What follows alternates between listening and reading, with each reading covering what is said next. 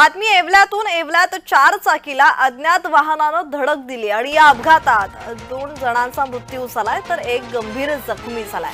नगर मनमाड राज्यमार्गावर 4 चाकीचा अपघात तर येवला तालुक्यातील आंबेवाडी येथील अपघाताची ही घटना आहे। अज्ञात वाहनानं पाठीमागून जोरदार धडक दिल्याने अपघातानंतर 4 चाकी रस्त्याच्या कडेला 30 ते 40 फूट लांब फेकली गेली असल्याची माहिती समोर येते आणि या अपघातात 2 जणांनी आपला प्राण गमावलाय तर गंभीर जखमी झालेला आहे।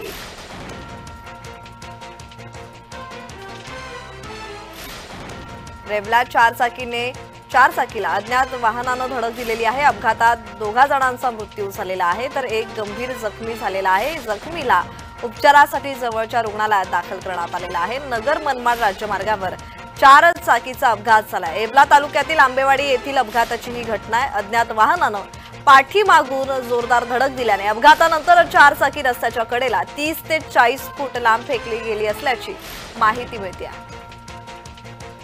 या संदर्भात अधिकची माहिती देत आहेत आमचे प्रतिनिधी नरेंद्र पटाव। नरेंद्र, या संदर्भातला अधिकचा तपशील।